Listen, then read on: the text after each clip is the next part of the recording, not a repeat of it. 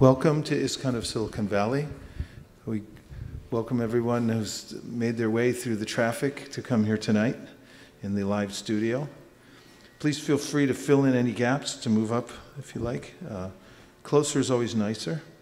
Unless you feel comfortable in the back, it's okay, wherever you feel comfortable. And we also greet and welcome everybody who's joined us online from various places around the world. And tonight,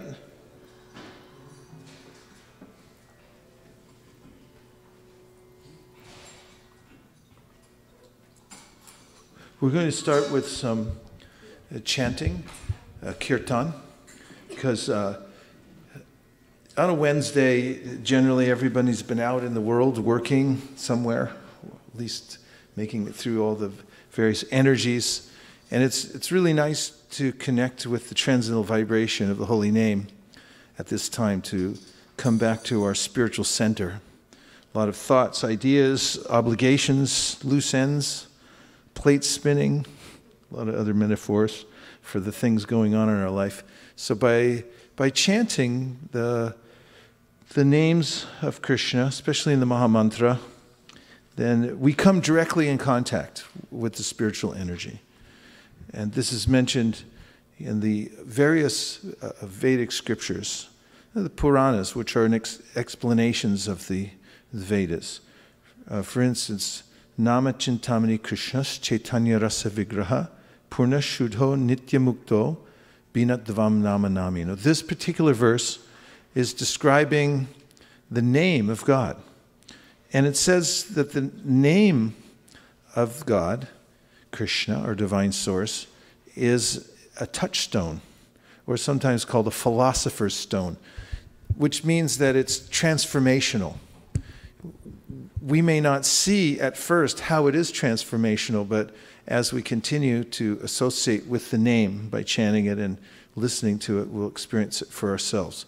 A philosopher's stone is a stone through which, when you touch other metal substances, it becomes, the metals themselves transform into gold. That's the idea. So, Chaitanya, Nama Chintamani Krishna's Chaitanya Rasa Vigraha. So it also says that the name itself is fully conscious, alive. We're dealing with the person himself in the name. And rasa. Rasa means when two bodies come together, two individuals come together, and there's a relationship. So one actually can develop a relationship with Krishna through his name. And then Vigraha means that the form of Krishna is there present within his name itself. Purna Shuddha Nitya Mukto means that the name is perfect. And we'll experience that wholeness when we're chanting because of the perfection of the name. And the name is Shuddha, or pure. And Nitya Mukto, it's eternally liberated. Binatvam Nama Namanyo, so absolutely positively it says at the end that there's no difference between Krishna's name and Krishna himself. So, good. We have our band members here tonight.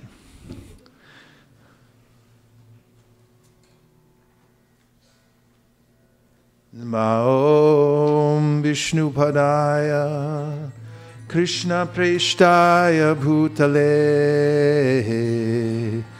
Sri Mate Bhakti Vedanta Swami Niti Namine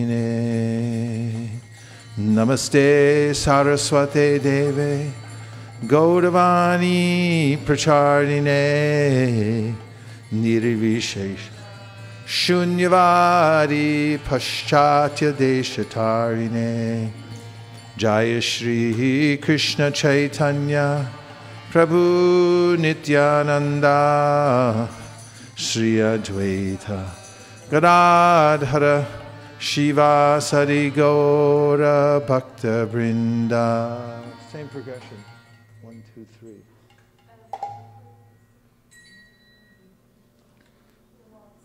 Krishna, Krishna. Yeah, do you remember where it starts?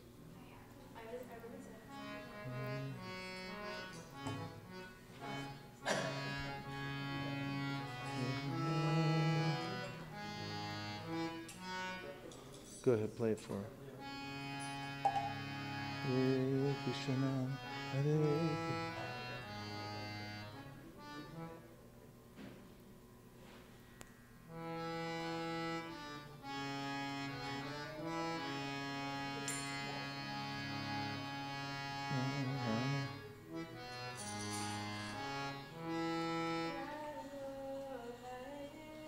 Hare Hare Krishna, Hare Krishna, Krishna Krishna, Hare Hare, Hare Rama, Hare Rama, Rama Rama, Hare Hare.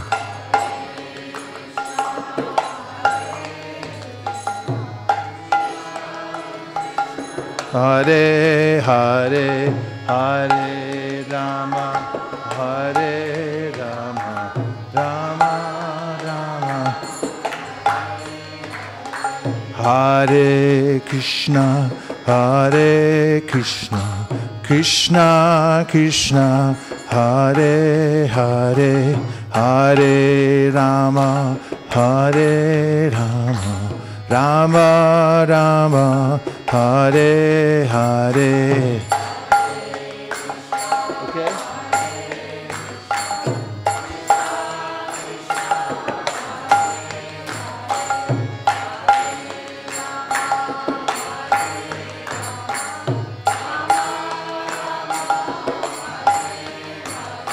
Hare Krishna, Hare Krishna, Krishna Krishna, Hare Hare, Hare Rama, Hare Rama, Rama Rama, Hare Hare.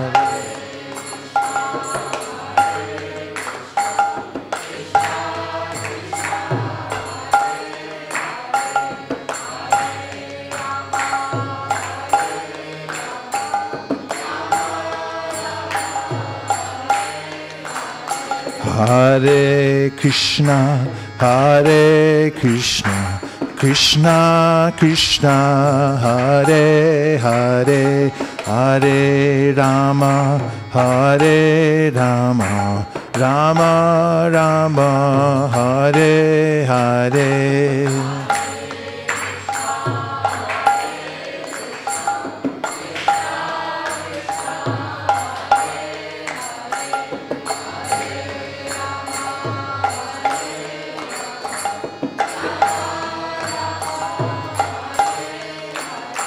Hare Krishna, Hare Krishna, Krishna Krishna, Hare Hare, Hare Rama, Hare Rama, Rama Rama, Hare Hare.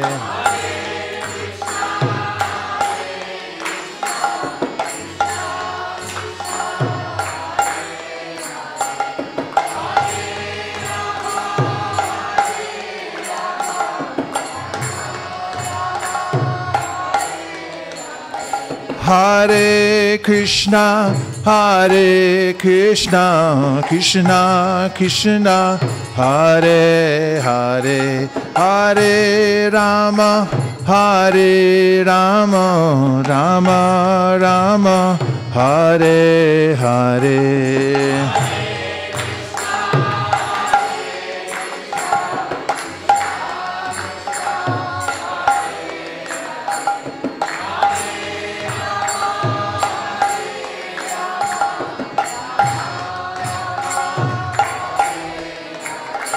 Hare Krishna, Hare Krishna, Krishna Krishna, Hare Hare, Hare Rama, Hare Rama, Rama Rama, Hare Hare.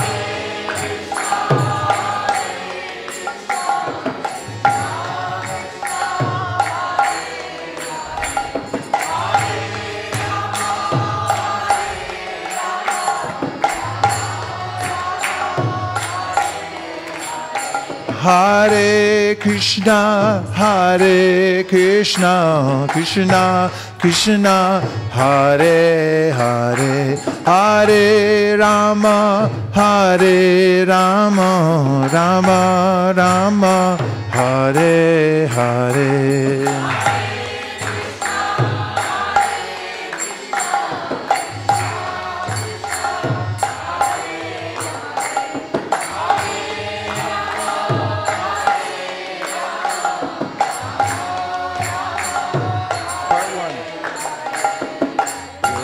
Krishna, Hare Krishna, Krishna Krishna, Hare Hare, Hare Rama, Hare Rama, Rama Rama, Hare Hare, Hare Krishna.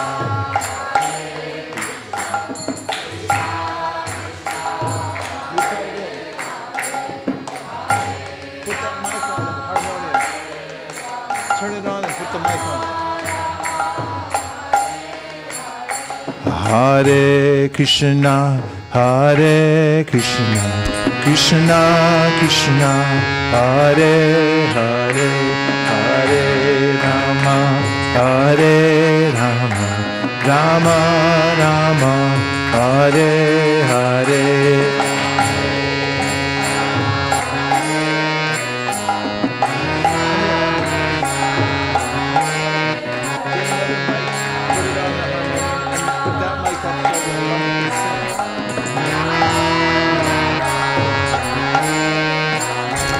Hare Krishna, Hare Krishna, Krishna Krishna, Hare Hare, Hare Rama, Hare Rama, Rama Rama, Hare Hare, Hare Krishna.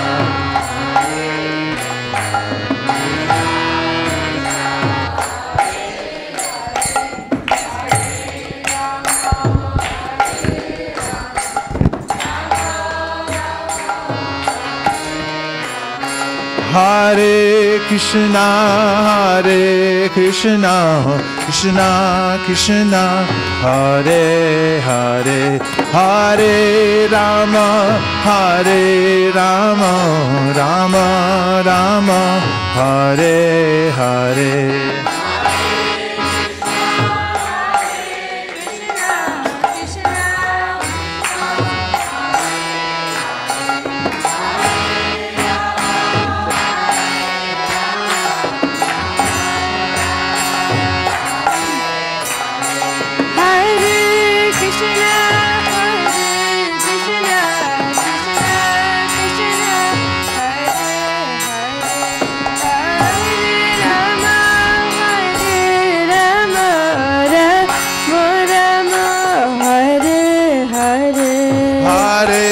Krishna, Hare Krishna, Krishna Krishna, Hare Hare, Hare Rama, Hare Rama, Rama Rama, Hare Hare.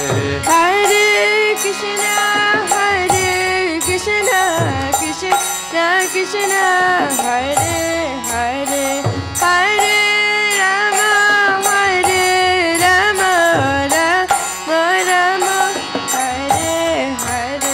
Hare Krishna, Hare Krishna, Krishna Krishna, Hare Hare, Hare Rama, Hare Rama, Rama Rama, Hare Hare. Hare Krishna, Hare Krishna, Krishna Krishna, Hare Hare, Hare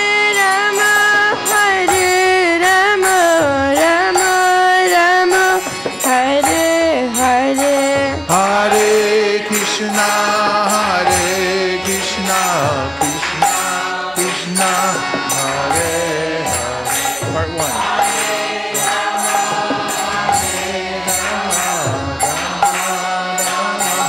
Hare Hare, Hare Krishna, Hare Krishna, Krishna Krishna, Hare Hare, Hare Rama, Hare Rama, Rama, Hare Hare,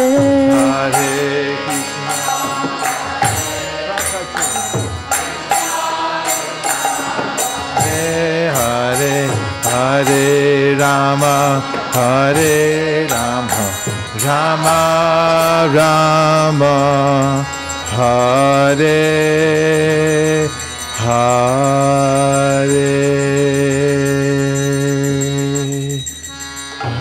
Hare Krishna, Hare Krishna, Krishna Krishna, Hare Hare, Hare Rama, Hare Rama, Rama Rama, Hare Hare,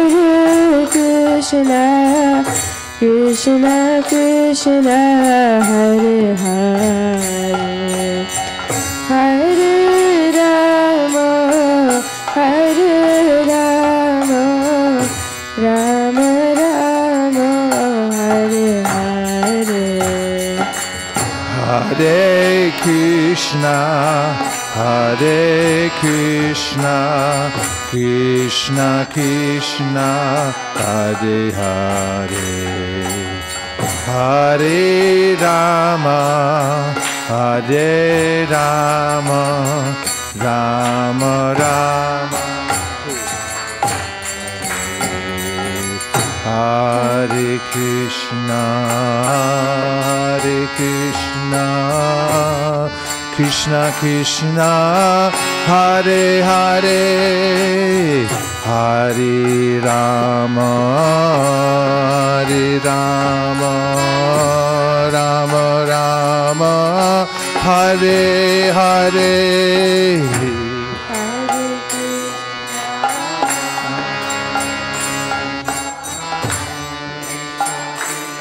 Hare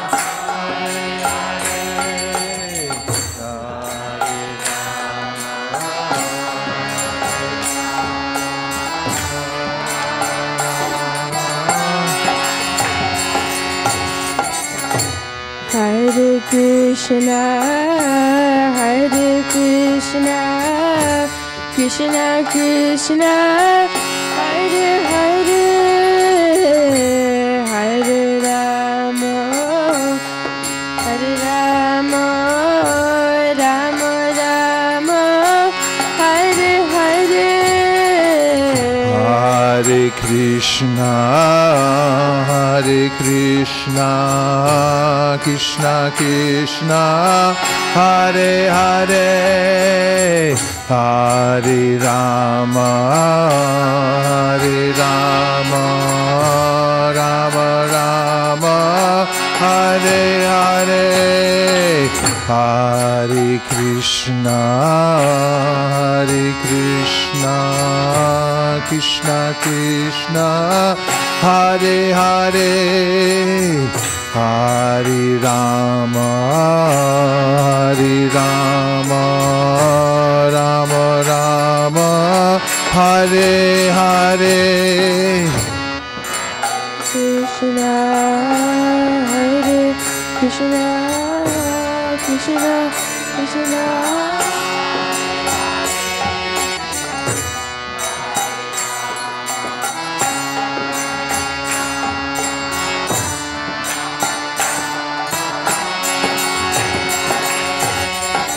Hare Krishna, Hare Krishna,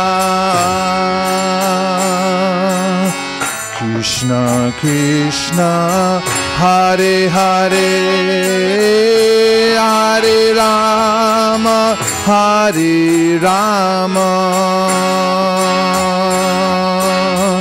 Rama Rama Hare Hare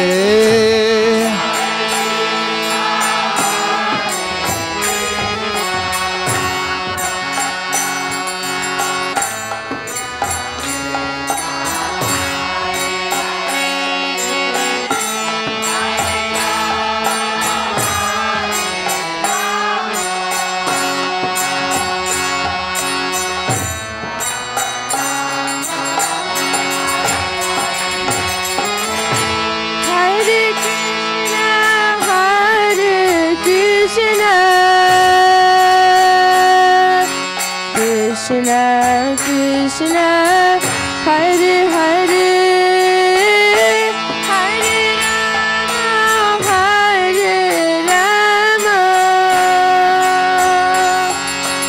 Rama Rama Hare Hare Hare Krishna Hare Krishna Krishna Krishna Hare Hare Hare Rama Hare Rama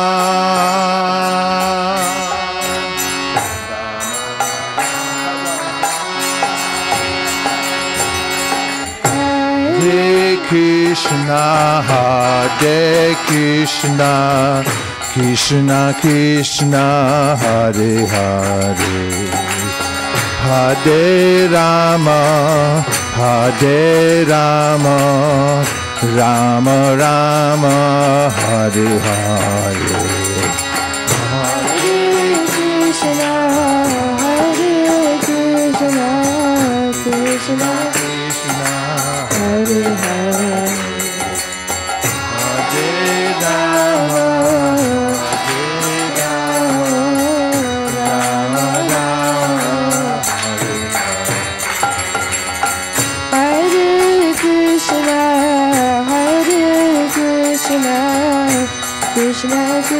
Krishna Krishna Hare Hare Hare Rama Hare Rama Rama Rama Hare Hare Hare Krishna Hare Krishna Krishna Krishna Hare Hare Hare Rama Rama Rama Rama Hare Hare Hare Krishna Krishna Krishna Krishna Hare Hare Hare Rama Rama Rama Hare Hare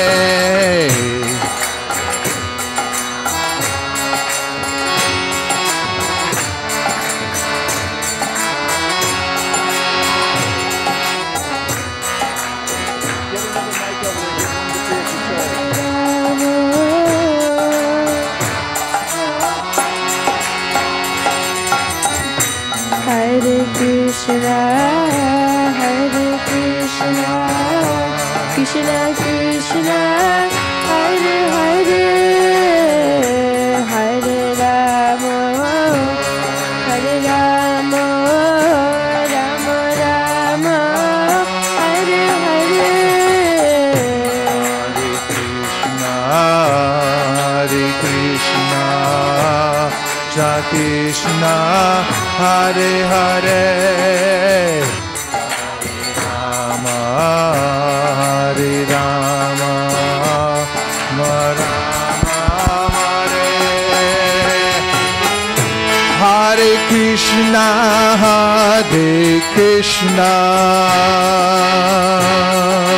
Krishna Krishna Hare Hare Hare Rama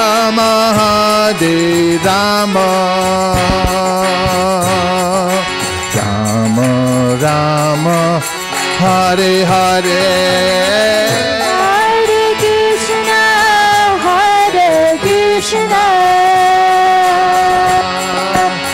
Krishna Krishna, Hare Hare, Hare Rama, Hare Rama,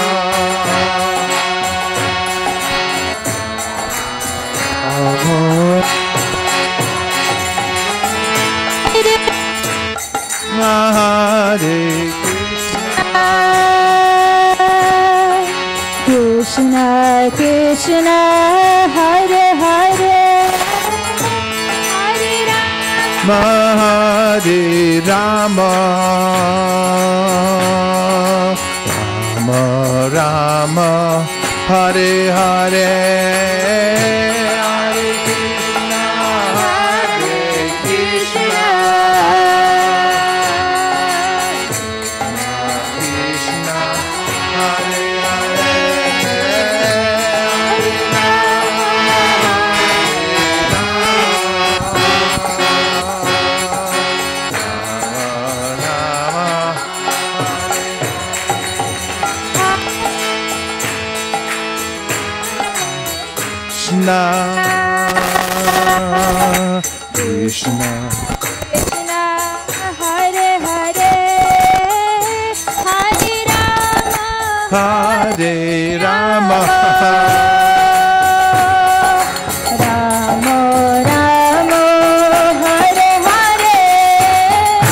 Hare Krishna, Krishna Hare Hare, Hare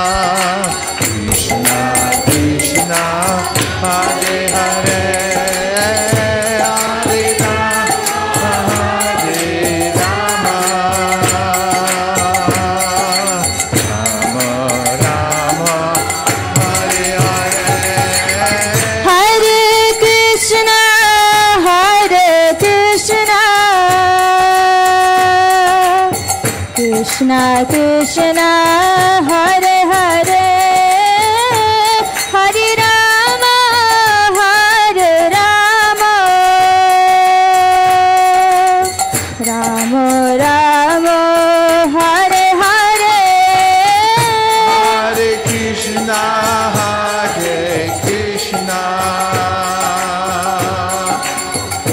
Krishna, Krishna Krishna, Hare Hare, Hare Hare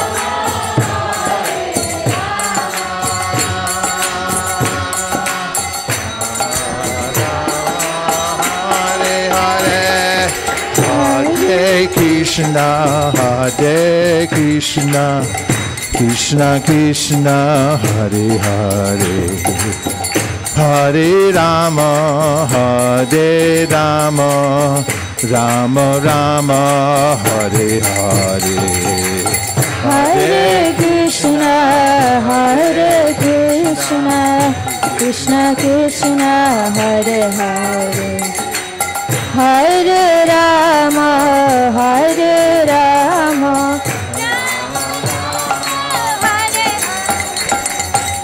Hare Krishna, Krishna Krishna, Krishna Krishna, Hare Hare, Hare Rama, Hare Rama, Rama Rama, Hare Hare, Hare Krishna, Hare Krishna, Krishna Hare Hare, Hare Rama, Hare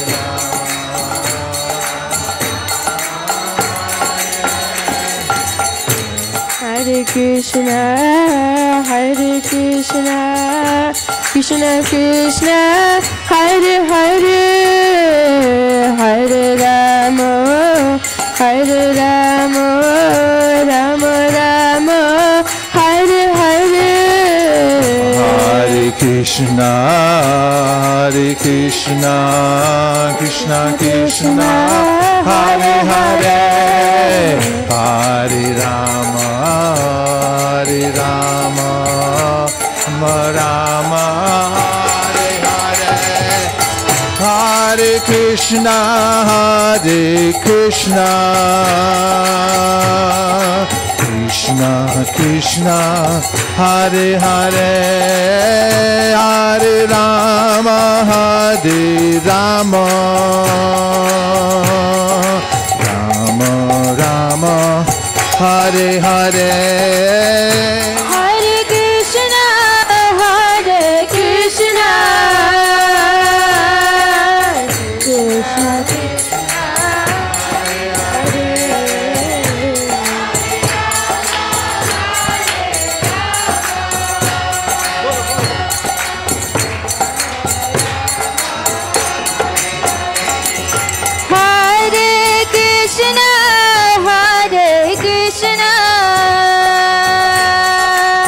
Krishna Krishna, Hare Hare, Hare Rama, Hare Rama, Rama Rama, Hare Hare. Hare Krishna, Hare Krishna,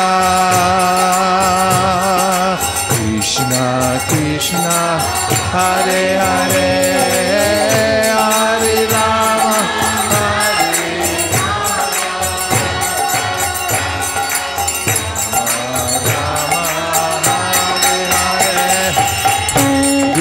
Krishna, Hare Krishna, Krishna Krishna, Hare Hare, Hare Rama, Hare Rama, Rama Rama, Hare Hare. Hare Krishna, Hare Krishna, Krishna Krishna, Hare Hare, Hare Rama Rama, Hare Hare. Doyal Nitai Chaitanya Bole, Nachriyar Manarman,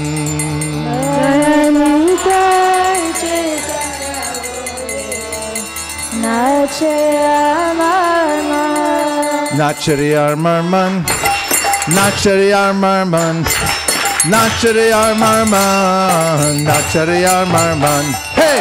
Nachriyar Marman, Nachriyar Marman, Nachriyar Marman, Nachriyar Marman. Doyali Tai Chaitanya Bole, Nachriyar Marman,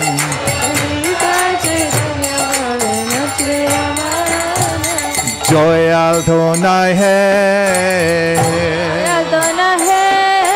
Doyal Tonai Hai, Hemon Doyal Tonai Hai, Mar Keye Prema De, Hemon Doyal Tonai Hai, Hemon Doyal Tonai Hai, Mar Keye Prema De, Doyal Nitai Chaitanya Bolu, Nachriyar Marman, Doyal Nitai Chaitanya Bolu, Nachriyar Marman,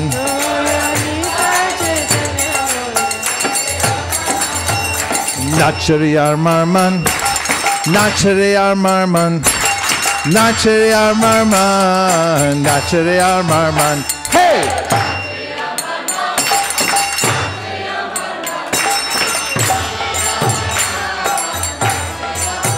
Doyali Tai Chaitanya Bole, Nachriyar Marman, Ore Aparadha Dure Jhabe Pabe Premadhan,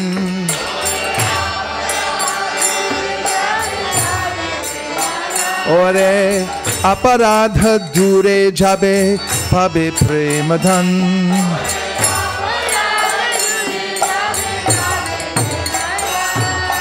Vichar Tonai Hai, Vichar Tonai Hai, O Name Aparad Vichar Tonai Hai, O Name Aparad Vichar Tonai Hai,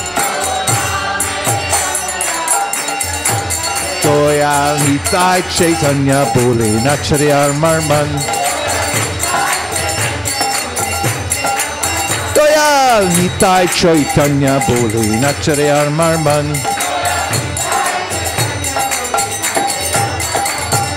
Nachariyar Marman. Nachariyar Marman. Nachariyar Marman. Nachariyar Marman. Hey!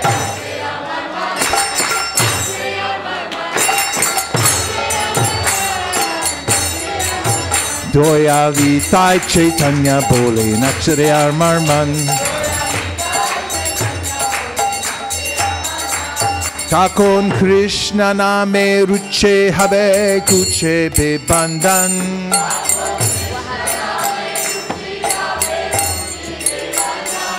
Takon Krishna Name Ruche Habe Kuche Be Bandhan.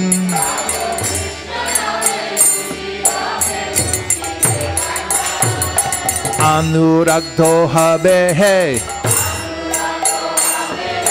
Anuragdo habe hey,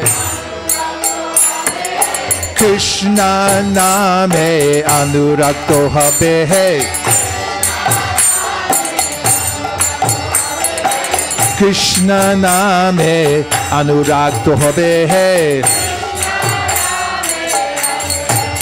Doyal Nitai Chaitanya Bole Nachariyar Marman. Doyal Nitai Chaitanya Bole Nachariyar Marman.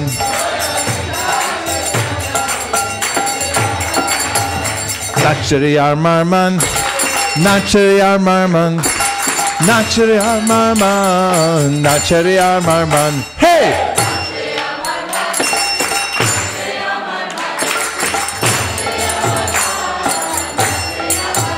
Doyal Nitai Chaitanya Bole Nachariyar Marman.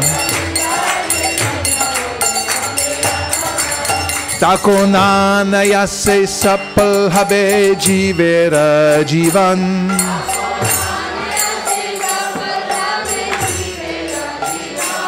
Takonana Yase Sapal Habe Jivera Jivan.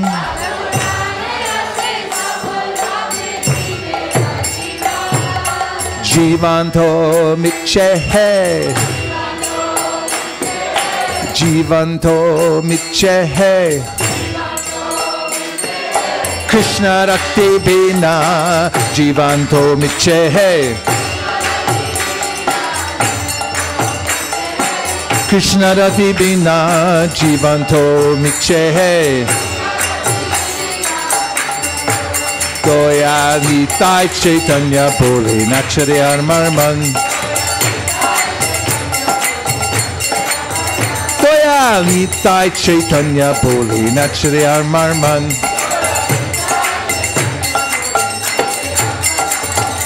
Nachariyar Marman. Nachariyar Marman. Nachariyar Marman. Nachariyar Marman.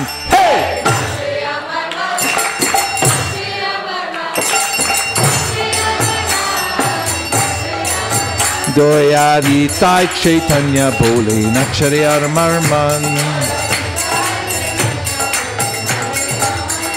Eshe Vrindavane Radha Shamer Pabedasha.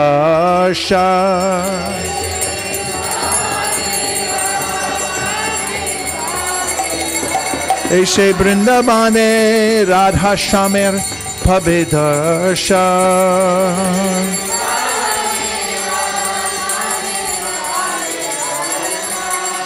Gaura Kripa Hole Hai, Gaura Kripa Hole, Gaura Kripa Hole Hai,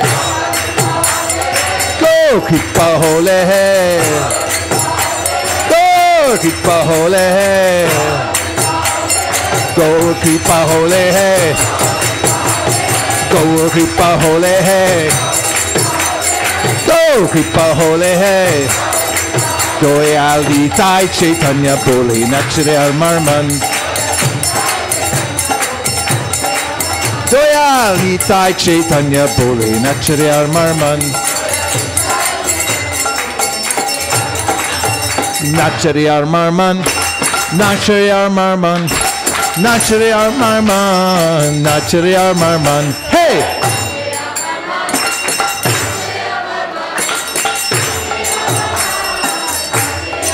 Jaya Gaura Nitai, Gaura Nitai, Gaura Nitai, Jaya Gaura Nitai.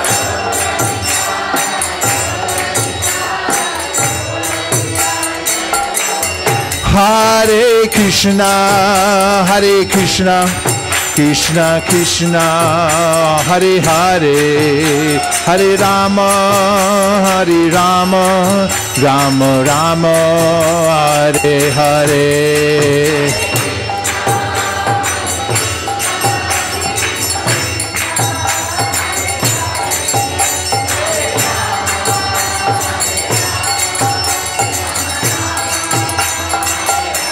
Hare Krishna, Hare Krishna, Krishna Krishna, Hare Hare, Hare Rama, Hare Rama, Rama Rama, Hare Hare.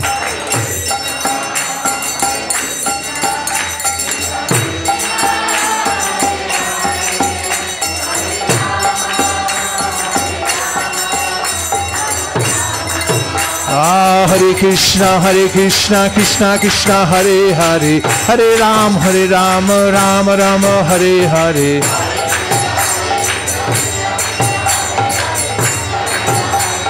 Nitai Gaur Haribo, Haribo, Haribo, Nitai Gaur Haribo.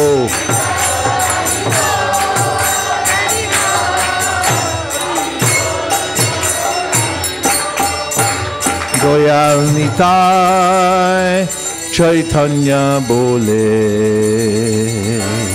Nach Re Amar Man Goyal Nitai Chaitanya Bole Nach Re Amar Man Nachre Amarman Nachre Amarman Nachre Amarman, Nachre Amarman, hey! Nachre Amarman, Nachre Amarman, Nachre Amarman, Nachre Amarman.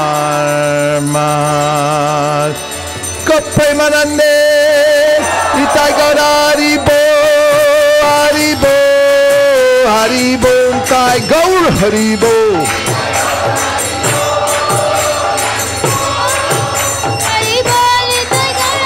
Nitai Gaur Haribo, Haribo, Haribo, Nitai Gaur Haribo.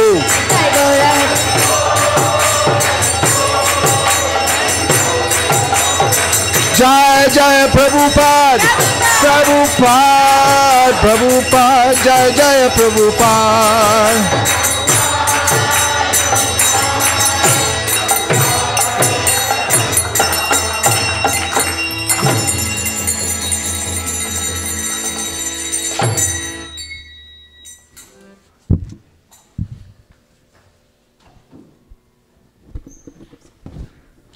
Om Jnana-timirandasya Jnananjana Shalakaya Chakshurun Militam Dena Tasmai Shri Gurave Namaha.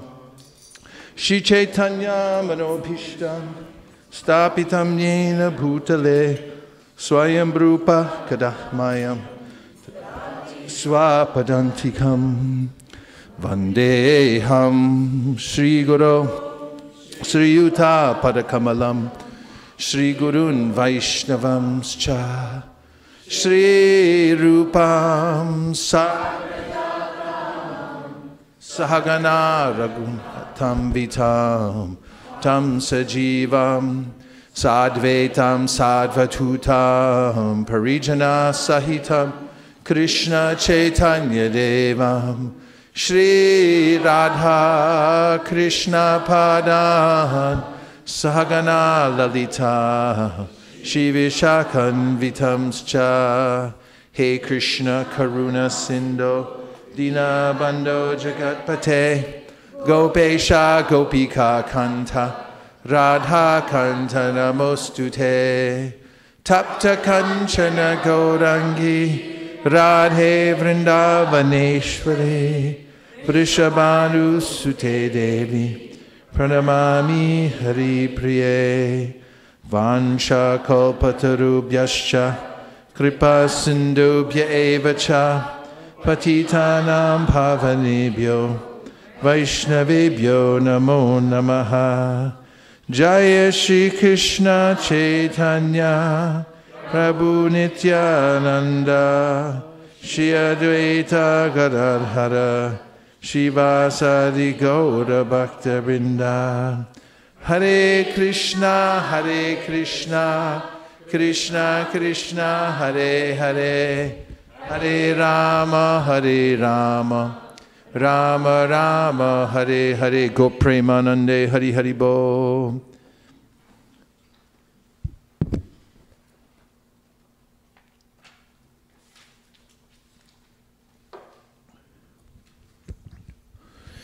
So,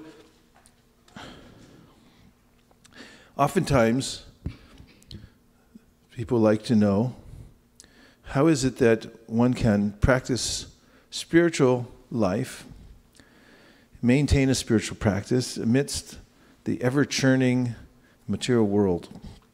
After all, one has to go out into the midst of it sooner or later and interact with other people who may have various ideas.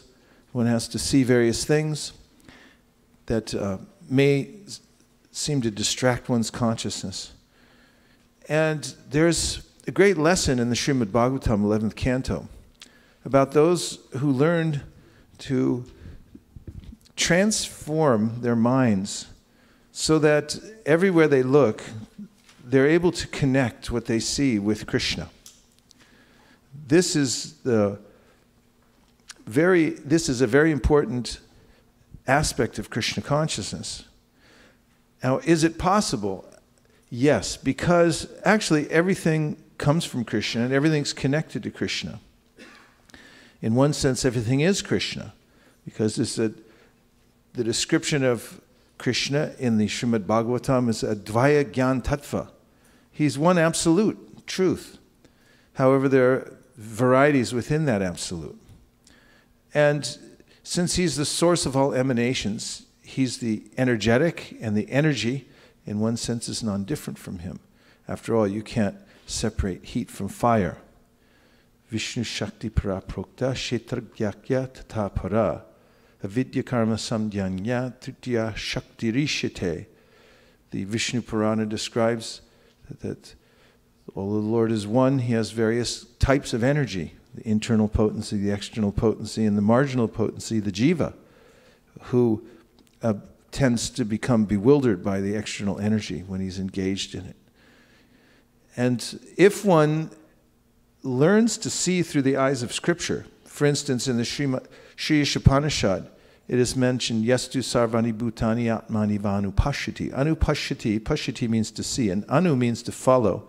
If one follows the Scripture in order to see the world, then one can see everything in relation to the Supreme Lord. And one who sees everything in relationship to the Supreme Lord and the Supreme Lord everywhere, such a person is never bewildered. So Krishna gives many examples in the Bhagavad Gita for how to see him. For instance, in the taste of water. The water that we taste, the pure taste of water, is Krishna. And the devotee feels gratitude when drinking water and thinks that this energy is Krishna. It's not different from him. And he names many other opulences within the material nature. For instance, the seed is, he says, Bijamam Sarvabhutana, that I'm the seed of all existences. So wherever you see a seed growing, you can marvel at Krishna's ingenious creation of the seed and how it grows. And that he says, I am that seed. So you can see him in that. And then we hear in the Srimad Bhagavatam about great devotees whose intelligence has been purified so that wherever they go, they see Krishna. And they take lessons from the world. So one of the sections of the Srimad Bhagavatam that describes this is in the 11th canto, And there's a story of the Avadhuta Brahmana. And the Avadhuta means that he's aloof from the material world.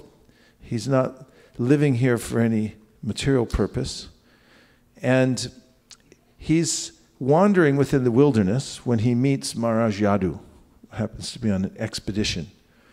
And Maharaj Yadu becomes impressed with this Avadhuta Brahman, and in inquiring from him, as a good Kshatriya would do to an enlightened person, he asks, well, where have you received your knowledge?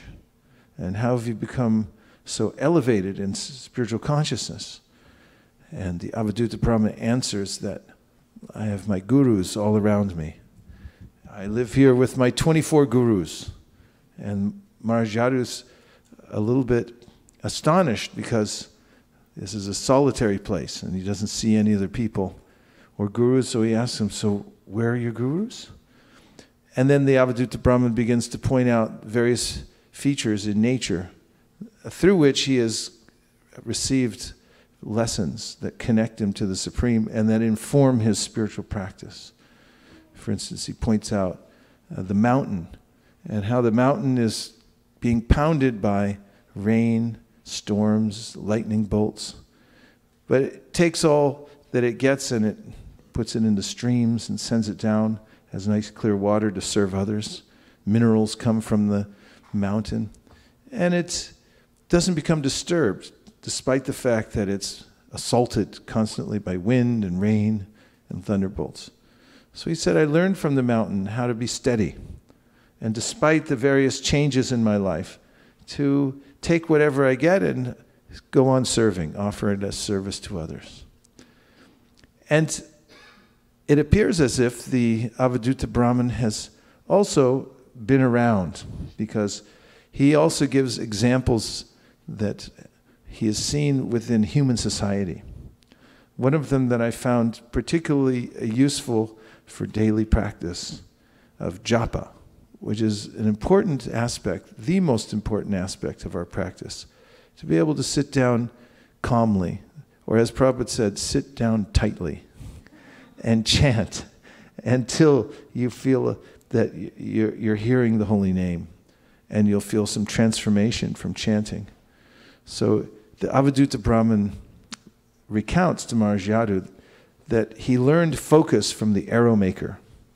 Because in the town, the arrow maker, when they used to make arrows by hand, would take long slivers of wood and he would spend hours sanding them down, carving them, and they'd have to be perfectly straight. Otherwise, an arrow is no good. It'll fly off course.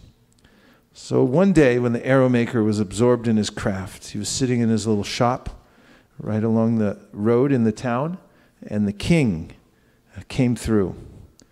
And the king had elephants and jugglers and singers and dancers coming up and down, bugles playing, drums beating, and the king marched through the town. Flowers were strewn everywhere. And a friend came to the arrow maker an hour after the king had passed. Said, "Did you see him?" And the arrow maker said, "Did I see who?" And he said, "The king." "What king?" So the king was here. He came through town. He went right in front of you. He said, "I didn't see him. I didn't see anything. I only saw my arrow. I was working on it and made it perfectly straight." And so he said, from the arrow maker, I learned the practice of focus, how to keep my mind fixed in one place, stay fixed in the task at hand, and especially in the practice of japa and meditation, that one has to keep bringing one's mind back to the holy name again and again. I read recently that the average time of focus nowadays in America is about 7 seconds. 7 seconds. And then the mind goes, because the mind gets trained on electronic devices that tend to flip really fast, even on television screens nowadays. If the scene's not popping back and forth, people get bored and they change the channel to something else. And if there's nothing there, then they change the channel really fast so that they see things flipping in front of their eyes. And the brain has a kind of plasticity. It's malleable, it can change. The brain can be molded and shaped in different ways. You can train your brain, actually. It's proven in neuroscience that you can grow more neurons, for instance, if you're learning a new language. And if you allow your brain to observe flickering images over and over and over again, it starts to develop in a certain way. And one becomes impatient and restless, and the mind becomes disturbed. So it's important to learn the science of focus. It's very beneficial to practice every day, especially in japa. So in japa, one meditates upon the mantra. And the mantra is very powerful. In fact, it's all-powerful. And interestingly enough, it's even more merciful. There's more to be had from the holy name than from anywhere else, any other practice. In fact, Rupa Goswami says that the holy name of Krishna is even more merciful than Krishna himself, because the holy name will go with you wherever you go, and it will follow you also. If you go to strange places all around the world and try to hide, then somebody will show up and say, Hare Krishna. Or you'll hear it somewhere, it'll come through the airwaves, and then your spiritual life will be reinvigorated, and Krishna will drag you back. So those who know this secret about the mantra, the Hare Krishna Maha Mantra, combine these two practices, focus and also chanting the mantra. If you do these two things together every day, then your brain will reshape itself, and it will become very powerful in thinking in one way, and also in being directed in a certain way without running off track. And also, if in the process of focusing on the holy name, one can hear the sound of the mantra, which goes Hare Krishna, Krishna Krishna, Hare Hare, Hare Rama, Rama Rama, Hare Hare. If one becomes aware of the sound of the mantra, and then hears it as a unique sound. One description that Srila Prabhupada gives in the Chaitanya Charitamrita is that as one is advancing in the process of chanting japa of the holy names, that one will discern that there's no other sound like this. This is a unique sound. I've never heard anything like it. And that means that one's starting to enter within the mystery and the exotic nature of the holy name. I notice that people get it as a free gift when we go out on Harinam. It may take us several rounds, or even 15 or 16, or maybe repeatedly doing till we hear that sound. But when we go out, for instance, to Palo Alto, we go regularly there and we set up a festival, like a mela, like Kumbh Mela. It's like Kumbh Mela. And we have our own Kumbh Mela down there in Palo Alto. And we chant. And as we're chanting, I notice that some people, they get that experience right away as a free gift. Like when you go to a fine institution and they'll say, here, free gift. So Krishna is very kind to everybody. It says, Hey Krishna Karuna Sindho Dina Bandho Jagatpate. He's the friend of the most fallen. And so when people who have fallen away from the path of spiritual life come walking by and they hear the holy name, Krishna gives them free gift.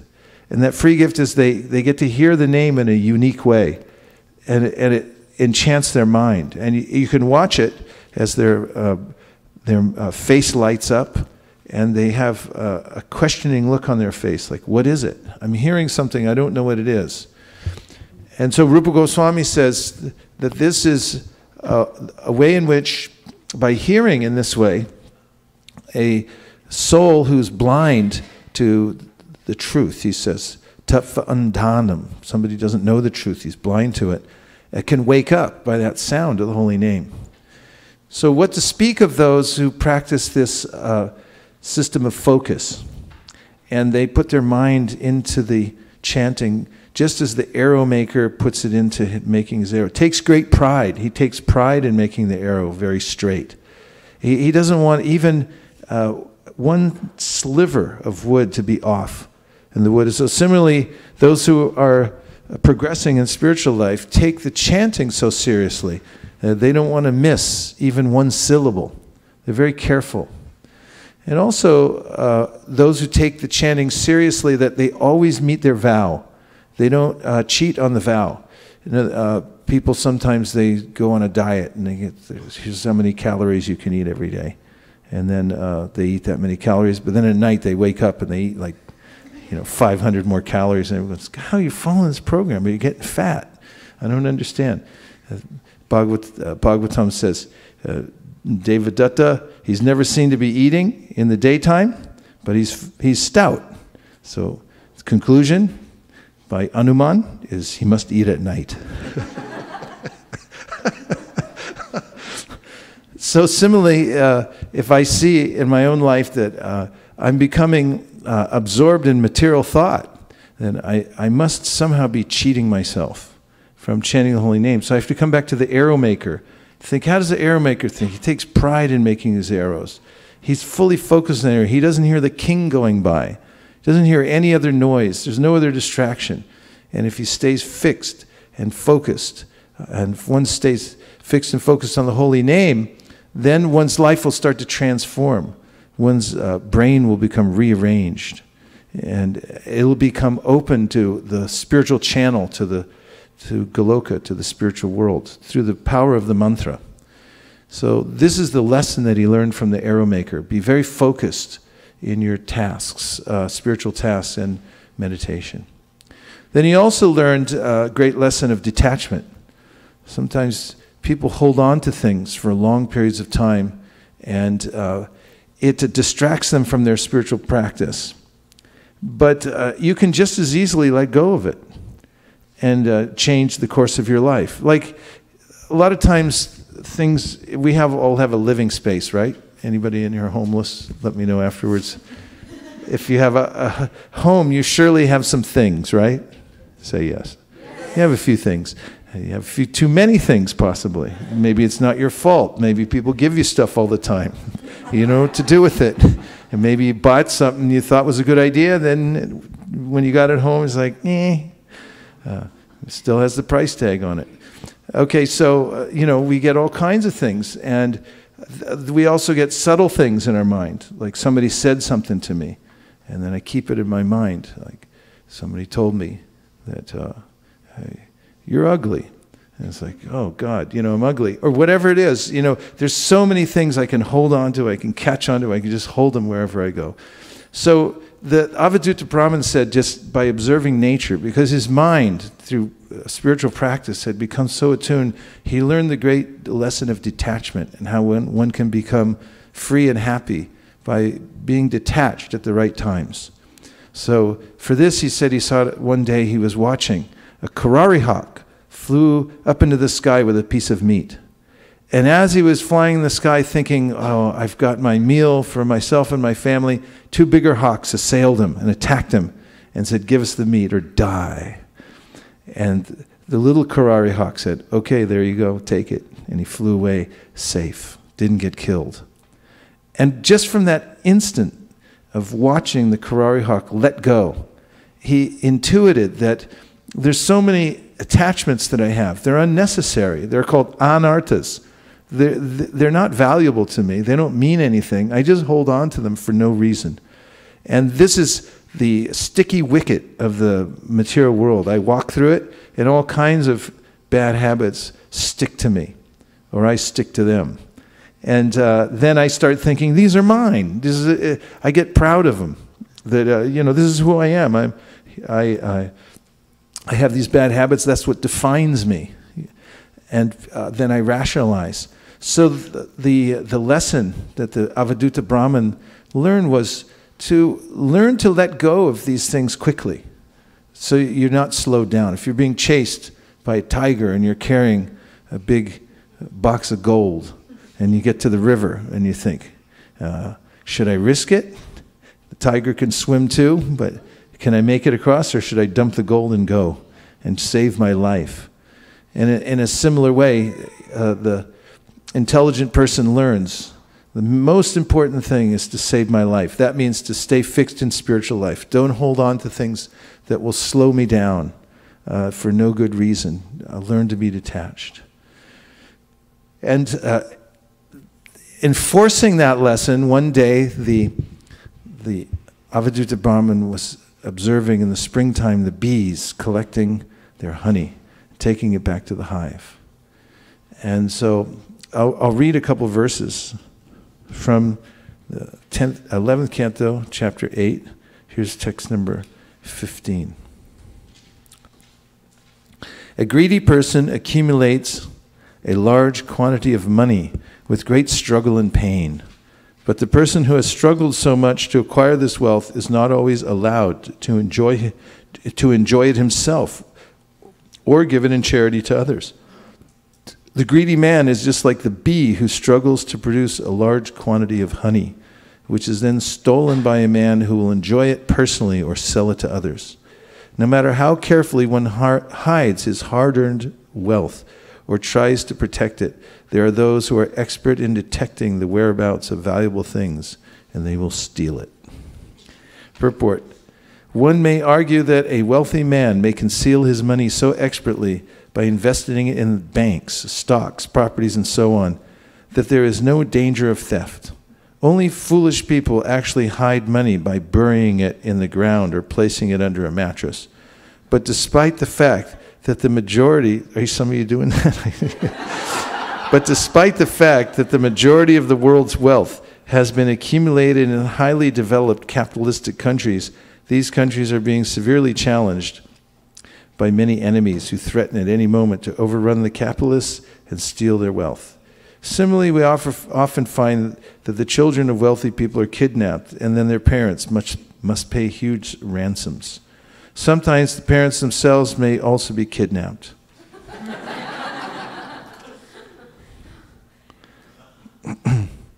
Furthermore, there are so-called investment counselors who are expert in stealing the money of rich people, and in the modern age, governments have also become expert in stealing money by taxation. Thus, the word artavit indicates one who by hook or by crook is expert in stealing the hard-earned wealth of other people. The bees work frantically to produce honey, but they will not enjoy their honey. As Lord Krishna says, Mrityu sarvaharaschaham, I come as death personified and steal everything. Somehow or other, one's hard-earned material opulence will be stolen, and therefore, as mentioned in this verse, one should not work uselessly like the foolish honeybee.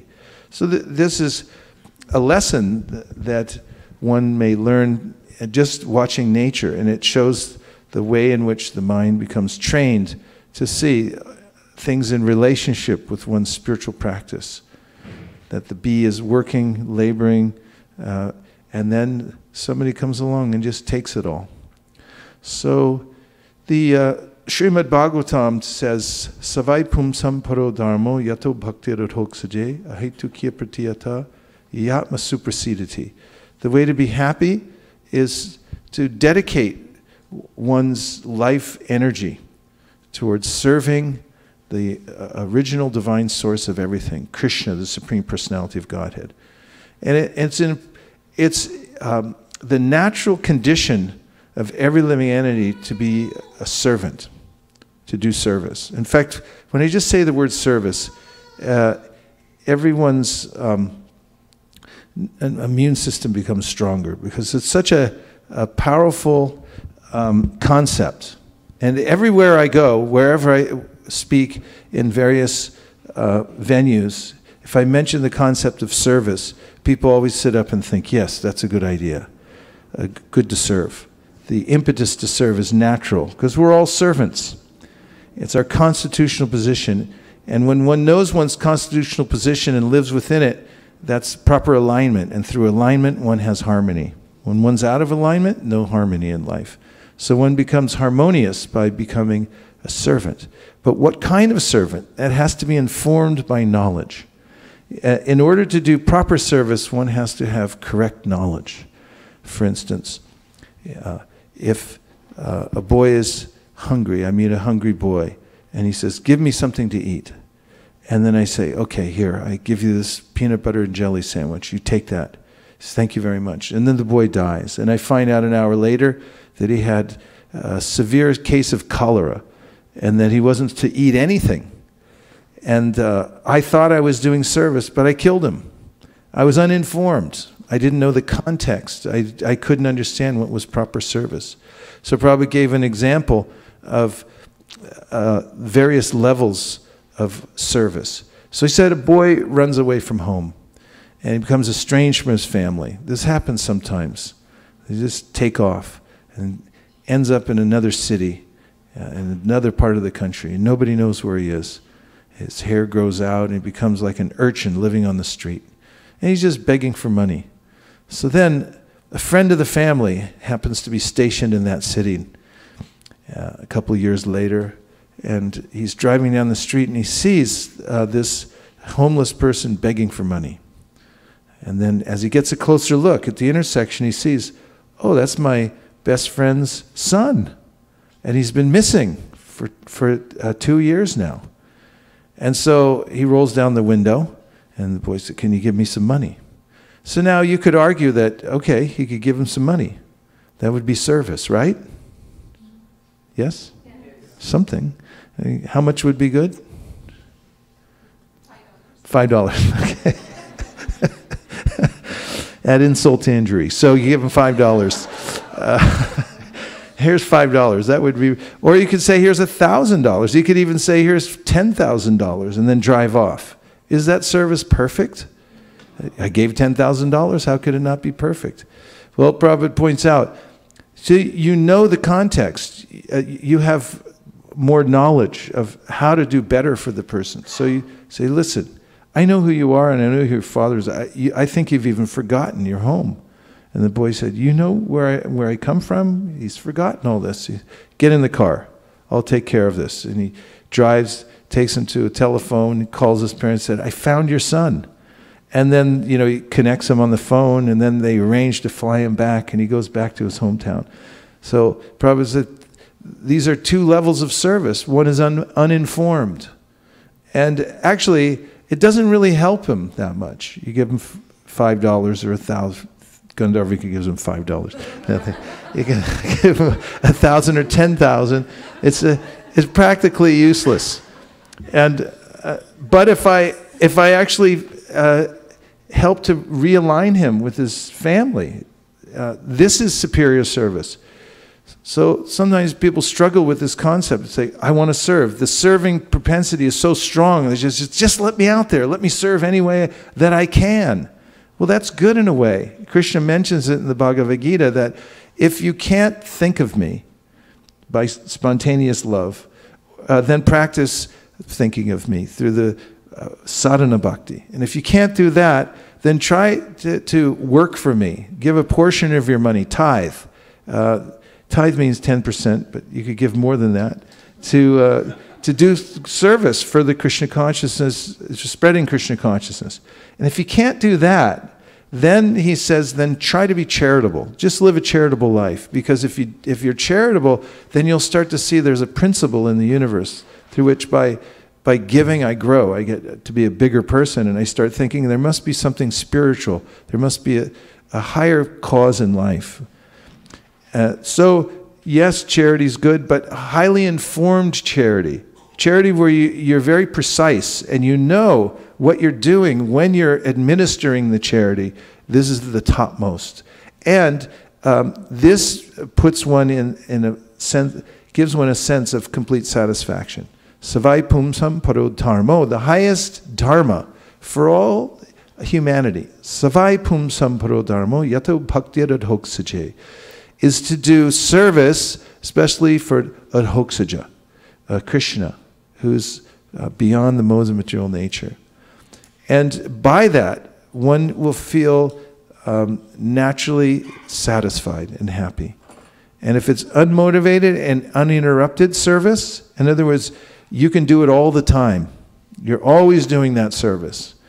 And it's unmotivated. You don't want anything in return. For instance, you could become a great servant of adhoksaja and then think that by doing this, then I'm going to become a famous servant of adhoksaja. And everyone will know how great I am. And that will tinge the experience. But if one learns that by unmotivated service to Adhoksaja, and without any interruption, then Bhagavatam says, then you'll become satisfied. Yayatma suprasidati, your heart will actually become happy, your perfect alignment, and you'll be joyful all the time by that kind of service. So this is the great lesson of life, and if you don't have that, Bhagavatam says, that you're doing what is called shrama. It means work that will simply cause you disturbance and will not lead to any purposeful end. You just work hard. Oftentimes, people work hard, as the bees do, to accumulate wealth. They think that by stashing it away, then I'll get to a certain point where there's so much that it'll be running over. My cup will run over. I'll live off the interest. I'll sit on a beach somewhere. I won't have to do anything anymore. But it's very difficult in this world to maneuver like that, because there's always something that comes up. And I saw it with my elder sister, who I was very fond of. She was very nice to me my whole life. She was 12 years older than me, and she had developed a very nice career. She had a PhD in geology and archaeology, and she taught at Western Washington University. Got her PhD from here locally in Stanford. And she was lined up with everything. She had become a full professor, and then she retired. And the day that she retired, she got a notice from her doctor saying that you have 3 months to live. She had pancreatic cancer. And she just found out. She called me up. I said, "How are you doing?" She said, "Well, not very good." And I said, "What's the matter?" And she said, "Well, I just got this news on the same day that I got my retirement, and these things just came at the same time." She said, "This isn't what I expected." I remember that she said that. She said, "This isn't what I expected. I thought I would, I had expected that I would live longer. But just as much as our wealth suddenly will be extracted from us, so similarly, mrityu sarva haraschaham, as mentioned by Krishna in the Bhagavad Gita, my life will be unexpectedly taken away. So if I've dedicated my time and life, invested it in my spiritual practice and given myself to Krishna, that there's nothing to lose. And that's why the opposite of shrama is ashrama. And that's why we call the grihastha ashrama, or the brahmacari ashrama, because it means to live in a state of constant service and thinking about how to dedicate everything to the Supreme. And if one does that, then one's happy, and you have nothing to lose. That's one reason that one could become happy. So you have nothing to lose, because you've already, even though you may have many things, you're using them all in the service of Krishna, and therefore you're not attached to them. And now we'll take a few reflections. That means anything you heard so far that's stuck in your mind. Yes. Manjula Kanta. We got a bushel basket of microphones, and they'll start circulating any time now.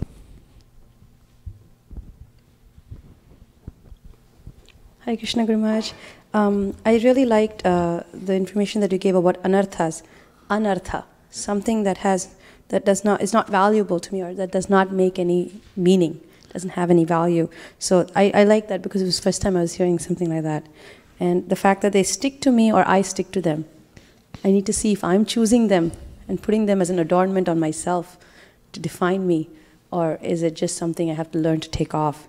I had a question with your with what you were explaining to us just now. You said that for it to be for service to Adhokshaja to be the best possible service, it has to be unmotivated and without any interruption.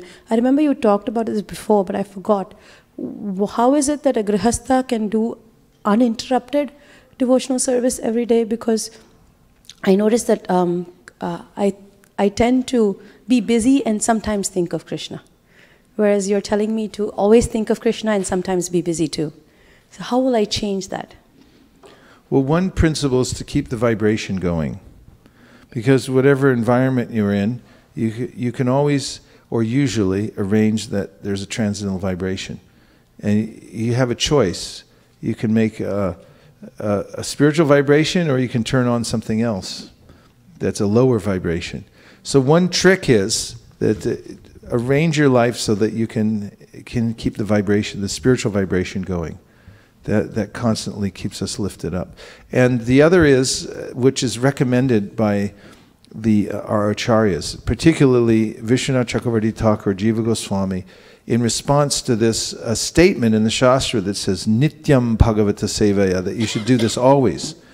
So they both comment that for those who are beginning in devotional service, Nityam means every day.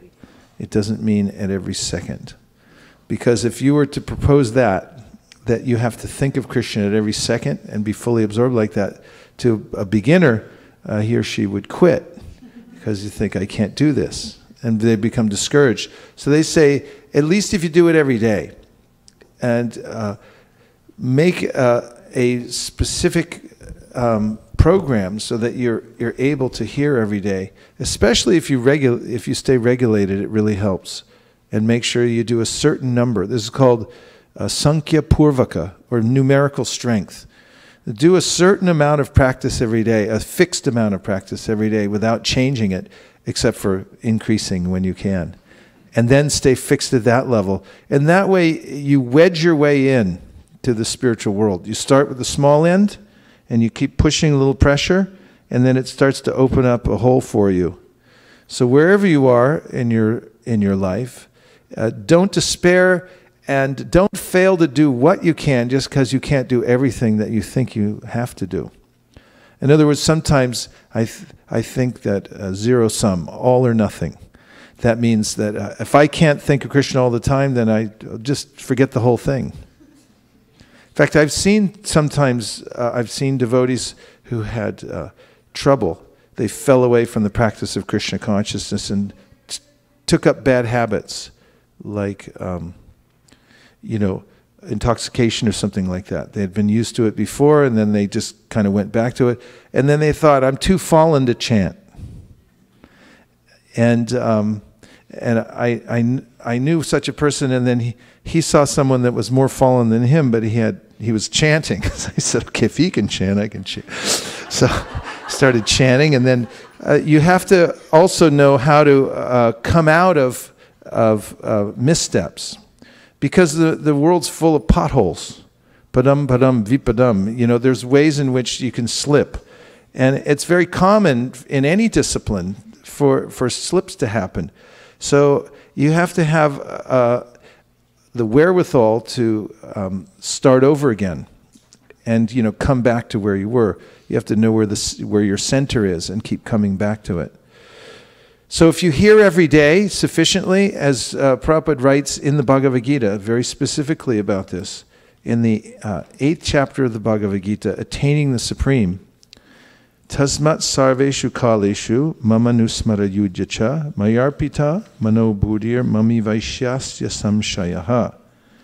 And in this verse, Krishna says, therefore, Arjuna, you should always think of me in the form of Krishna, at the same time carry out your prescribed duty of fighting.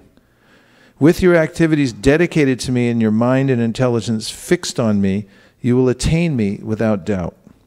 Prabhupada's purport. This instruction to Arjuna is very important for all men engaged in materialistic activities. The Lord does not say that one should give up his prescribed duties or engagements. One can continue them and at the same time think of Krishna by chanting Hare Krishna. This will free one from material contamination and engage the mind and intelligence in Krishna. By chanting Krishna's names, one will be transferred to the supreme planet, Krishna Loka, without a doubt. That's quite an incentive, wouldn't you say?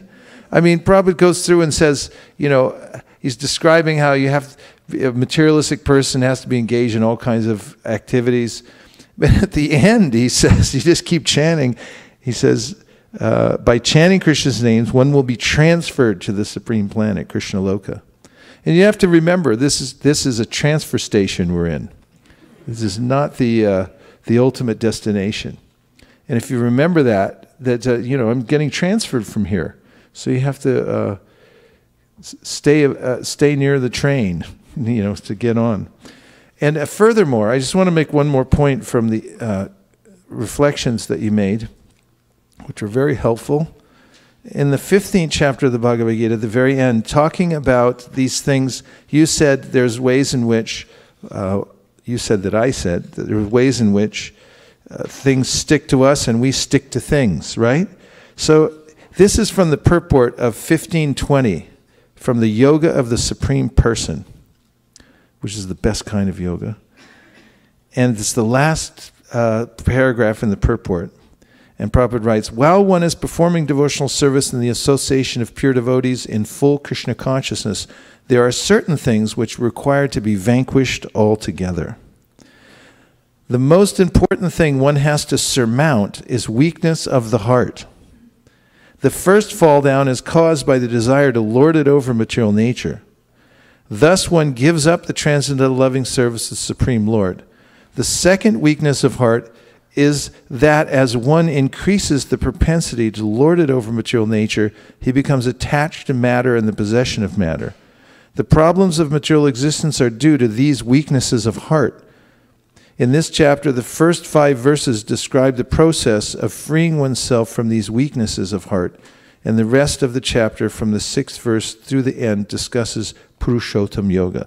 So it's good to know that what the disease is precisely, and this is what it is. It's weakness of heart. Hridaya Dharbalya. It's defined also in the Harinam Chintamani and elsewhere. For instance, the Madhurya Kadambini talks about how I develop a weakness of heart and I become attached to matter, which is actually unreasonable because I have nothing to do with matter. I'm categorically different from matter, but when I attach myself to it and I get used to that, and then I dig in and I make a vrat that I'm going to do this no matter what. This is called the Griha Vrat. I'll stay in the material world. I'm determined to stay here no matter what happens or who says what. So one has to change that by association with devotees and by hearing Srimad Bhagavatam and practicing the process of devotional service so that one's not put in such a compromised position. So that can be done. 1, 2. Thank you. Maharaj, as you were mentioning in the Bhagavatam that aerospace, aero maker and other thing, the attention, so still now also we can see in the corporate, like when we go office, some people they just come to office, the whole day they work and they go back, not talking with anyone, just focus on their work. So we can learn a lot of things even in our corporate world. Yeah. And also the second thing you told about the death. So even now I see that every week I'll find that some persons, there will be a memorial in the office, in our page where it says that, okay, he died like while working, not even retired, that you're mentioning. Every week there will be some photo and I always wonder, wow, what they were thinking. When they were just working until they died? Yeah, means like they're working, they tell that our employer died last week, working while working, yeah. Yeah. That happens in Japan a lot. It's called kuroshi. You work till you die. I mean, people overwork and they physically can't handle it anymore. And they also, there's a tendency to drink a lot of alcohol because it helps you forget all the anxieties. There's a lot of pressure to live in a highly developed industrial society like that. And there's a high incidence of not only people just dropping dead from working too hard, but also of suicide as well.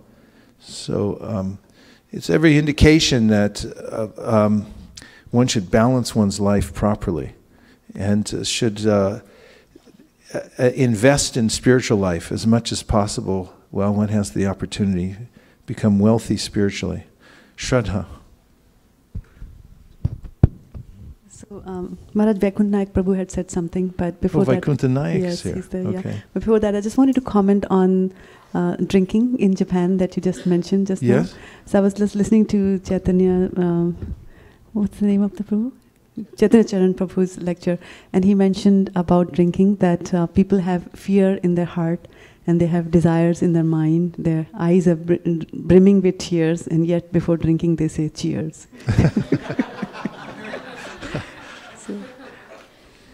Anyway, so Vaikunt Nayak Prabhu is actually, by the way, Maharaj, the arrow maker is trending. So he says, I liked how you connected the arrow maker's focus to our chanting japa. Just like the arrow maker cannot tolerate one sliver of the wood going off, a practitioner should not tolerate even one syllable going off while chanting japa. Your servant Vaikunt Nayak does. Yeah, it's important to keep coming back to this. I was just realizing how the ravages of time. So I have a garden at my house. Everyone knows that because I talk about it all the time. But I like to garden, and I like to live around, plants and things like that. It's very, very grounding. So, I have a tiny little house, but I have a garden around the house, and I like to go out in the garden and put a lot of care into it. It takes a lot of maintenance to keep a garden going. And, when you first put in a garden and it grows up and then it's robust and looks really nice. And then just over time, everything wears out. Plants die, things get tangled up. A lot of volunteers come in, volunteer plants. Like, where'd you come from? I didn't ask you to come here. Blackberry bushes growing here and there. And if you don't maintain it for a little while, or even if you do maintain it, it starts to get ragged. And, you have to look at it again and say, okay, I have to bring this back up again. It needs some editing here. And it also needs some care and attention. The best fertilizer is the gardener's shadow. So in a similar way, in our practice of spiritual life, we can expect that we'll be knocked off course by the power of time. And it'll happen either suddenly or gradually, but it's a great struggle. And one has to keep centered on one's daily practice and don't assume that it's going to just be fine all the time. Keep reviewing it and assume that Maya is going to whittle away at it and then you're going to drift off course. So you have to keep coming back to it. And this is part of the focus of spiritual life. Don't be surprised if you're thrown off course, if your attention gets diverted somewhere else, or your practice becomes substandard. Expect that it will happen and be preemptive and make sure that you stay focused on daily practice. And then the years will go by, and then decades will go by, and then you'll notice that your investment in that, everyday investment in strict devotional service, will have a marked effect. In fact, it's kind of the way this purport went that we just read, where the one tasmat sarveshu kaleshu, you should therefore he says all the time you should think of me. And Prabhupada comments, this is for materialistic people. It's very difficult. You're in the world. You have to every day chant Hare Krishna and so forth. And in the end, he says, then you'll be transferred to the spiritual world. So this is possible if one sticks to the process of devotional service throughout one's life. Yes.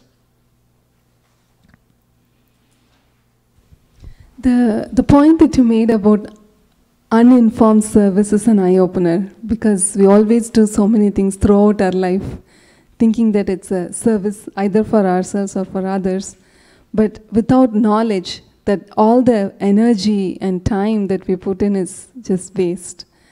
And another point that I remembered was in the previous classes how you talk about unmotivated service, that usually in course of time that when we may come across so many troubles, but if a person is doing service without any motive, that everybody wants to be with that servant, like everybody wants to have a servant, not a master. So that connected, and it was nice. Thank you, Prabhu. Yeah, unmotivated servants seem to fit in well everywhere. People welcome them. Whereas somebody who has an exploitative mentality is generally not very much appreciated, because there's a lot of competition for that. Everyone's thinking that, I'm going to get more or take over other people's things. But if someone's not attached to that, someone instead is attached to service, they become it's very noticeable. And it comes out over time. So it's a very valuable thing to develop these refined qualities. That's the point of human life. One should develop refined qualities. And the best of all qualities is a submissive service attitude towards Krishna. and his devotees. If one can develop that, then the world opens up to such a person. And it's mentioned by Rishabhadev, the tapo divyam putraka yena satvam shud yed yasmad brahma saukyam tonantam. He says that perform divine austerities in this life to get purified, and by refining yourself in that way through divine tapasya, then you will enjoy unlimited happiness, not the fake happiness of the material world. I don't know if that word's been ruined by now, but fake this, fake that. But, it's fake happiness in the material world. And this is, again and again, the recommendation of the Shastra. So it's important to hear that every day, because we need to be reinforced, because there's so many other suggestions from the mind, from the Vegas, the desires that come from within us, and from our external association that can degrade our practice over time. So we have to remain sharp by focusing on chanting, and also you have to hear from the Gita, and you have to hear from the Bhagavatam every day. Don't skip a day, because when you skip a day, what happens is then you skip 2 days. And when you skip 2 days, then you skip 3. And after you skip 3, you skip a week. Then you can skip a month. Then you can skip a year. You can skip a decade. I've seen this happen. I have godbrothers who've skipped a 20-year period. They just made a mistake and they skipped a day. And then they skipped 3 days. Then they skipped a week.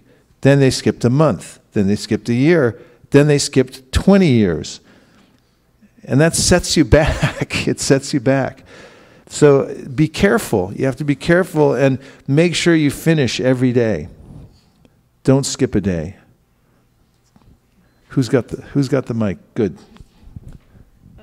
I think on Saturday, or maybe you mentioned we have Chad, and then you said Chad plus. So Chad one chapter of Bhagavad Gita and one chapter of Bhagavatam. So I was quite motivated. I'm trying to follow. Prabhupada said it in Hawaii. He said to all the devotees were there, morning Bhagavatam class, and he said, so you chant one chapter of Bhagavatam every day. He already said the Gita thing many times. He said, so you chant one chapter of Bhagavatam every day. You'll do this, and you'll go back to Godhead. And he said, so you'll do it? And everyone said, yes, Prabhupada. Then Prabhupada said it again. He said, so you chant one chapter of Bhagavatam every day. I said, you'll go back to God. So you understand? You'll do this? Yes, Prabhupada. He said it a third time. As Bhavatarini was there, and she told me, said, it was amazing that Prabhupada said it 3 times. But she said it was even more amazing that nobody did it. Because there's an offer. It's like, just chant a chapter of Bhagavatam every day. You'll go back to Godhead. And it's like, wow, I think I'll take that. You can become fortunate like that. Some people become fortunate in the material sense because they see an opportunity and say, I'm going to work for it. I'll do whatever I have to do to get this. I'll work hard and I'll get my degree. I'll get educated. I'll get up early. Mike Milken used to get up at 2 a.m. because he lived in LA and he had to trade on the stock market, and he became a famous trader and then an infamous trader, and then I guess he's okay now. But he's people work hard to get, so you have to, see this is a huge opportunity, and somebody offers you this and says, chant one chapter of Bhagavatam every day, Chad plus, you'll go back to Godhead. Will you do it? Yes. Will you do it? Yes. Will you do it?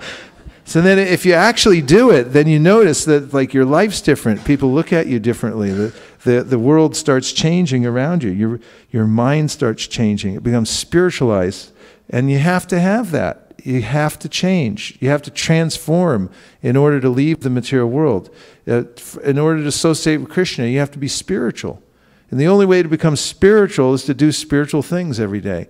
And you have to do them for a long time because we've been in the material world for a long time. And, you have to keep the iron close to the fire and keep it there until it turns into fire. Yes.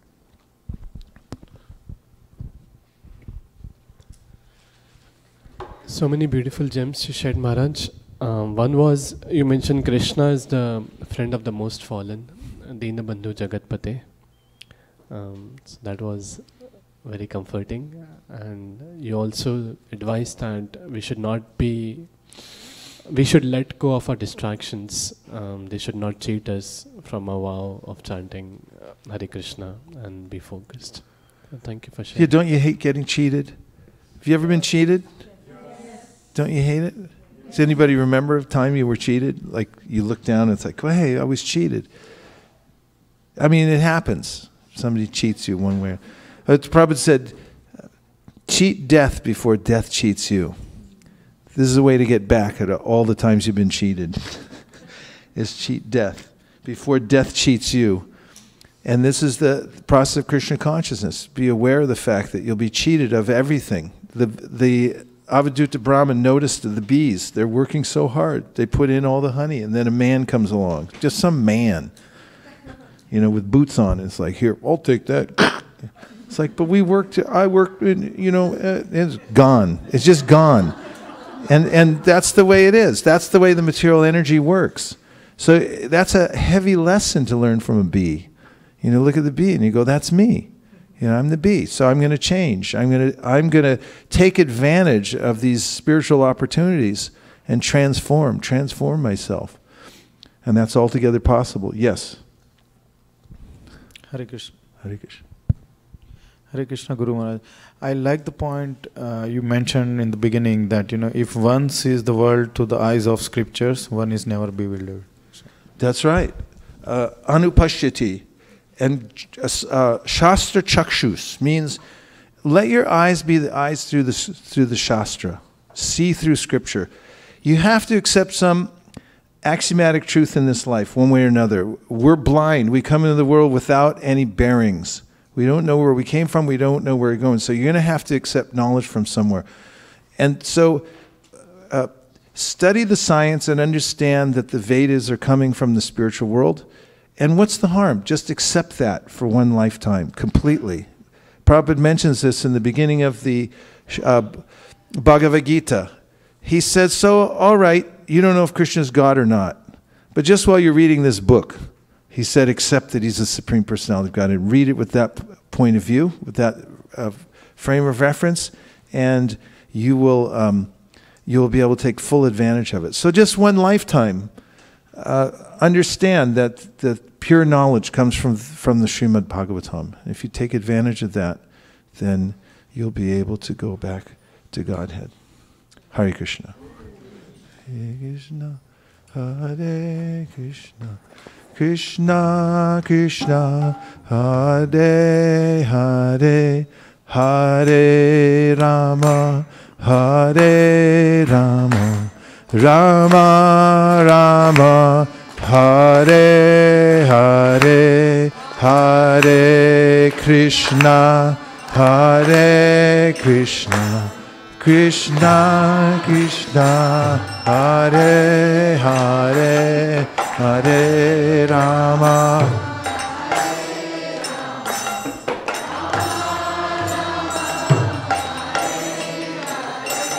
Hare Krishna, Hare Krishna, Krishna Krishna, Hare Hare, Hare Rama, Hare Rama, Rama Rama, Hare Hare.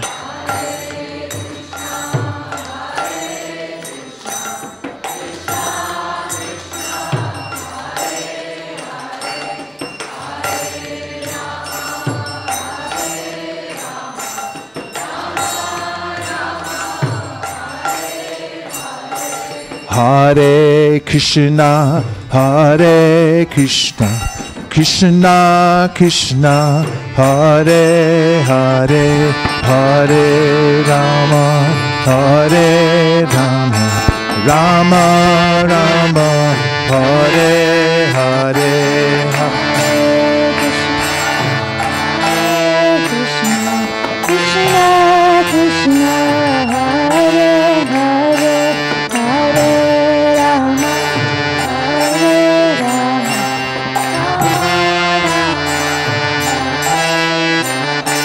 Hare Krishna, Hare Krishna, Krishna Krishna, Hare Hare, Hare Rama, Hare Rama, Rama Rama, Hare Hare.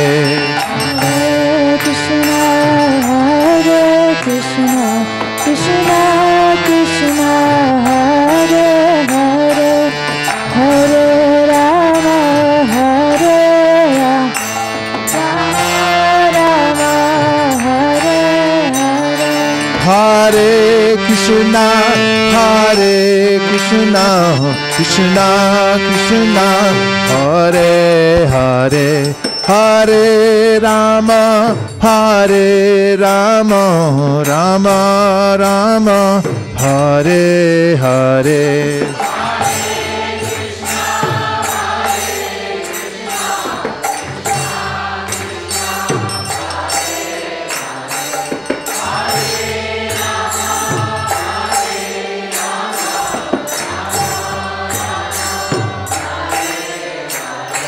Hare Krishna,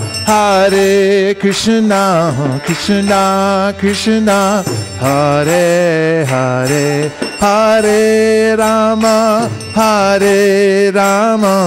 Rama Rama, Hare Hare. Hare Krishna, Krishna Krishna,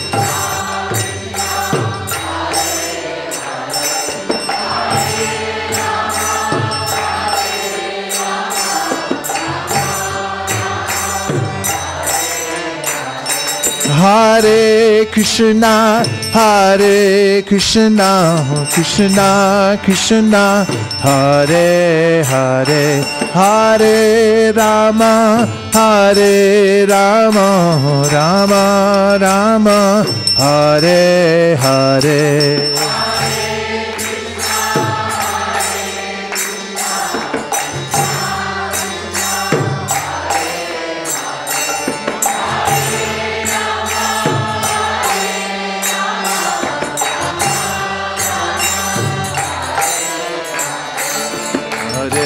Krishna,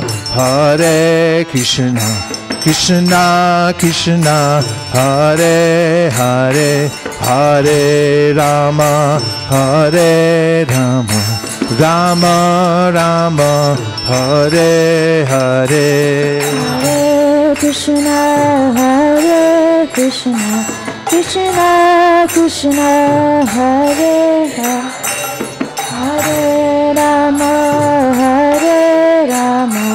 Rama Rama, Hare Hare. Hare Krishna, Krishna Krishna, Hare Hare, Hare Rama,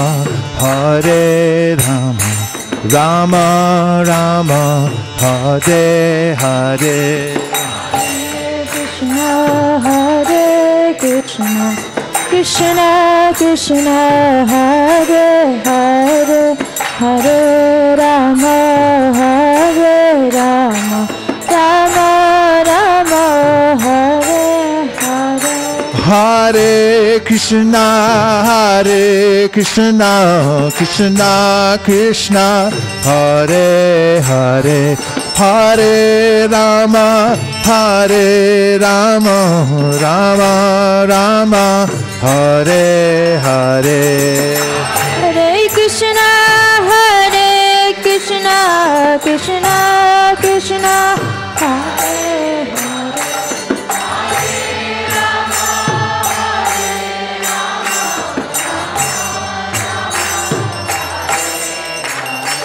Hare Hare Krishna, Krishna Krishna, Hare Hare, Hare Rama,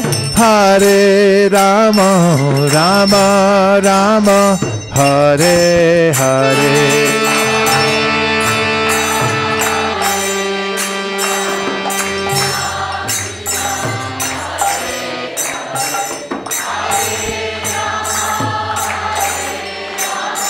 Rama Rama, Hare Hare,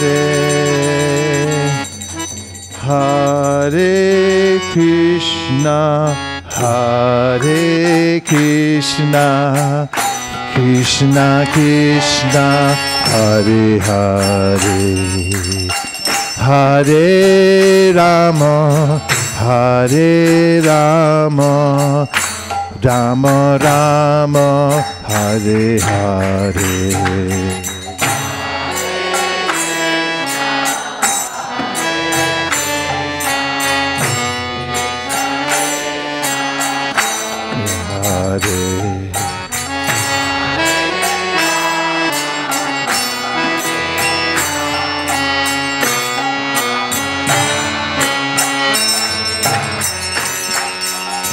Hare Krishna, Hare Krishna, Krishna Krishna, Hare Hare, Hare Rama, Hare Rama, Rama Rama, Hare Hare.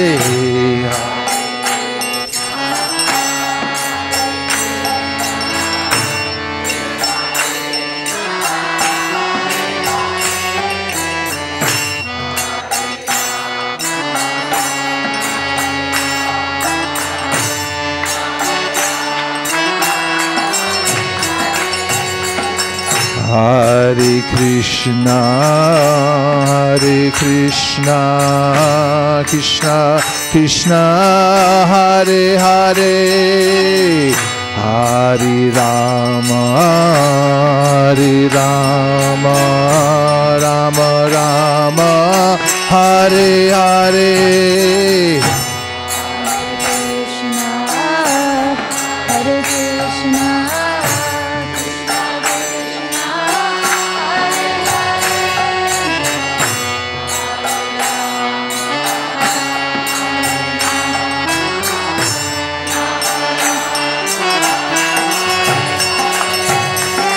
Hare Krishna, Hare Krishna, Krishna Krishna, Hare Hare,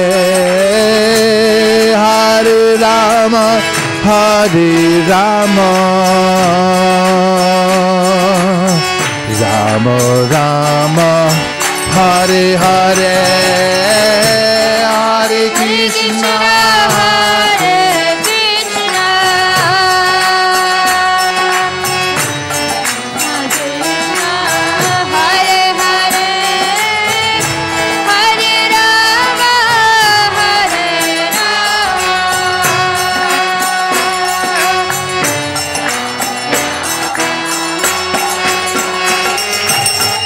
Hare Krishna, Hare Krishna, Krishna Krishna, Hare Hare, Hare Rama, Hare Rama, Rama Rama, Hare Hare.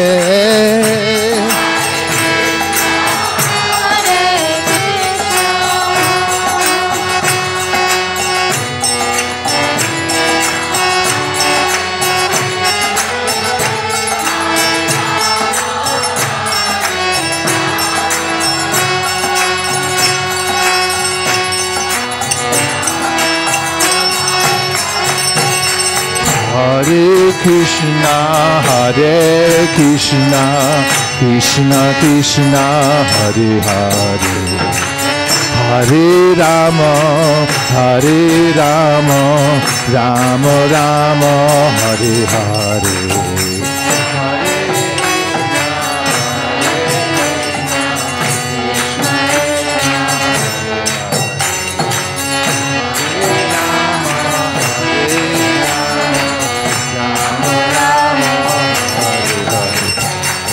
Hare Krishna, Hare Krishna, Krishna Krishna, Hare Hare, Hare Rama, Hare Rama, Rama Rama, Hare Hare.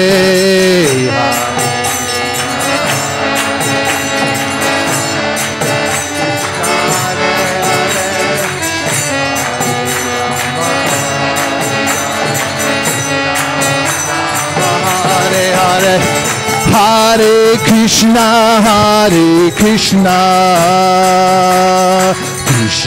Krishna, Hare Hare, Hare Rama, Rama Rama, Hare Hare.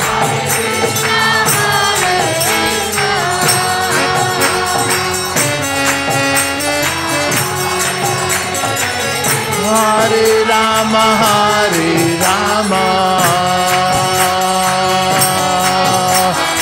Rama Rama, Hare Hare. Go Premanande. I have to go to New York tomorrow morning early, so I'll see you back here next Wednesday. So I don't get back till Tuesday night. And I'm going to miss you all very much. It actually pains me to leave. But somehow or other, duty calls. And so I'm going to leave a little bit early. Please forgive me. I have an early flight. I have to go home and get ready. And take care of each other. And I'll see you back soon. Hare Krishna. And thanks to everybody who joined us online. And for all of you who came into the live studio tonight from all different places in the Bay Area. It's not easy getting here, and I really appreciate it. Vanchakalpadrubhascha kripasindhabevacha patitanam pavanebhyo vaishnavebhyo namo namaha. And now we're going to have some dancing in here, so we'll move all the asanas. We'll have a genuine artik ceremony and accompanied by dancing and music. Hare Krishna. Jai.